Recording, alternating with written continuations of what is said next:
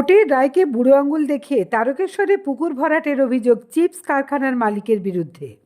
এবার কোর্টের রায়কে বুড়ো আঙুল দেখিয়ে দীর্ঘদিন ধরে একটি পুকুরকে ভরাট করার অভিযোগ উঠল চিপস কোম্পানির মালিকের বিরুদ্ধে। ঘটনা তারকেশ্বর থানার অন্তর্গত বালিগুড়ি ২ নম্বর পঞ্চায়েতের অধীন বাগবাড়ি এলাকায় অবস্থিত একটি আলুর চিপস তৈরির কারখানায় মালিকের বিরুদ্ধে। বিষয়টি নিয়ে ২০১৭ সাল থেকে আইনি পথ লড়াই করছেন লেথো শ্মশান কমিটির সভাপতি ছবি হাঁসদা এবং সম্পাদক তথা অধ্যাপক বাবুসোনা রায় সহ গ্রামবাসীবৃন্দ। তাদের দাবি, এই কারখানার ভিতরে প্রায় RS দাগের উল্লিখিত 28 বিঘে পুকুর ছিল। তৎকালীন ব্রাহ্মণ সরকারের আমলে জোরপূর্বক বন্দুকের জোরে সেটি কেটে LR দাগের 14 বিঘে করা হয়। উক্ত পুকুরটি জলসেচের রেকর্ডভুক্ত এবং লেথো পুকুর নামে উল্লিখিত। কারখানার মালিক এটিকে দীর্ঘদিন ধরে দুর্গন্ধ এবং আবর্জনায় ভরিয়ে পুকুরটিকে অবলুপ্ত করার চেষ্টা করেছেন। পুকুরকে ভরাট করে ফ্যাক্টরি করেছেন এবং একটি বৈধ রাস্তাকে তারা নিজেদের রাস্তা হিসেবে দীর্ঘদিন ধরে ব্যবহার করেছেন।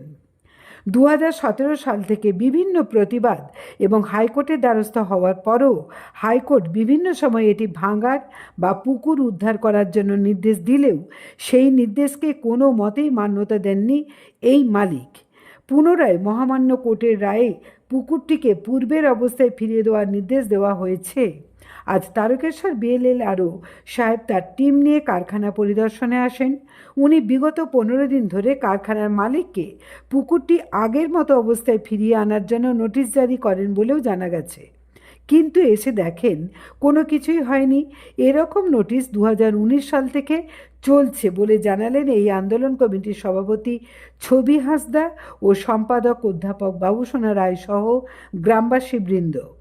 মহামান্য হাইকোর্টের ডিভিশন বেঞ্চের নির্দেশকেও মান্যতা দিতে নারাজ এই কারখানার মালিক।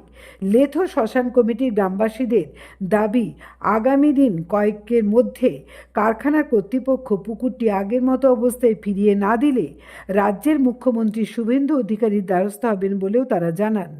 পাশাপাশি গ্রামবাসীরা জানান, তারা কারখানার বিরুদ্ধে নয়, শুধুমাত্র পুকুরটিকে পুনরায় আগের অবস্থায় ফিরিয়ে দেওয়ার জন্যই লড়াই করছেন।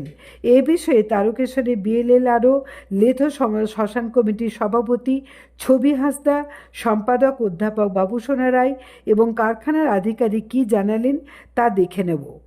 অবিলম্বে এই 14 বিঘে পুকুর আপনি খনন করে কৃষিকাজের জন্য আমরা দীর্ঘদিন ভাবে এর প্রতিবাদ করতে গিয়ে যে কেস খেয়েছি তার জবাব আপনাকে দিতেই হবে। সম্মানীয় তারকেশ্বর BLLRO সাহেবকে জবাব দিতেই হবে। এই পুকুরকে খনন করতেই হবে।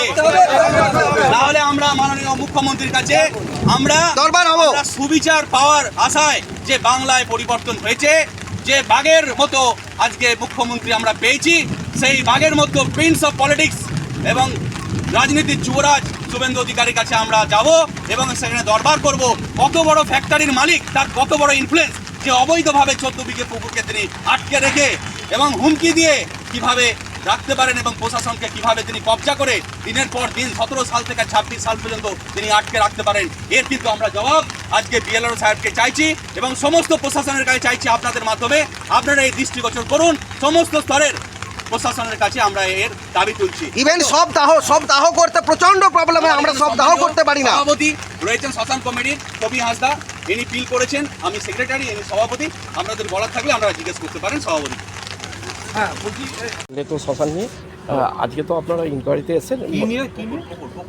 পুকুর রাস্তা, তার আগে অন্য বললেন না লেথো পুকুর, হ্যাঁ লেথো পুকুর, বলুন। হ্যাঁ লেথো পুকুর নিয়ে আজকে আপনারা এসেছেন। কি বিষয়টা কি দেখলেন বা কি বলবেন বিষয়টা হচ্ছে যে আমাদের ল্যান্ডের রেকর্ড অনুসারে এখানে একটা ওয়াটার বডি মানে পুকুর দেখাচ্ছে ল্যান্ডের রেকর্ড অনুসারে, কিন্তু আমরা ফিজিক্যালি দেখছি এটা একটা শেড আছে, ফ্যাক্টরি শেড, রানিং কন্ডিশন। এটার ওপরে ছবি হাঁসদা বলে একজন একটা PIL করেছিলেন হাইকোর্টে। PIL করার পরে হাইকোর্ট ডাইরেকশন দিয়েছিলেন যে এটা ছবি হাঁসদাকে এই যে উনি ছবি হাঁসদা PIL করেছিলেন, তাতে হাইকোর্টের একটা ডাইরেকশন ছিল যে এটা প্রসিডিংস করে এটা মানে ওয়াটার বডি কীভাবে ক্রিয়েট করা যায় পুনরায় সেটার একটা ইয়ে করতে। তো সেরকমই আমরা একটা হিয়ারিং করেছিলাম যে ওয়াটার বডি এটাকে কিভাবে করা যায় সেটার একটা অর্ডার পাস তা আমরা আজকে দেখতে এসেছি যে আমরা যে অর্ডারটা করেছিলাম বা হাইকোর্ট অনারেবল হাইকোর্ট যে অর্ডারটা করেছে সেই অর্ডারটা কমপ্লাই হয়েছে নাকি। কিন্তু অলরেডি আমি অ্যাডভোকেট থ্রু মানে কার্নি নির্মাণ বা ক্রাউন ফ্লেক্সের অ্যাডভোকেট আমাকে বারবার কল করছেন, উনি বলছেন এটা নাকি আধা ঘন্টা আগে নাকি হাইকোর্টে হিয়ারিং হয়ে এটা নাকি স্টে অর্ডার হয়ে গেছে, যদি আমি পাইনি এখন। সেটা আমি পাইনি বলে আমি এটা এই বিষয়ে আমি কিছু বলছি না। উনি বলছেন স্টে অর্ডার হয়েছে, আমাকে নাকি মেলে নাকি কমিউনিকেট করা হয়েছে, বাট আমি থ্রু এখনো কোনো মেল পাইনি।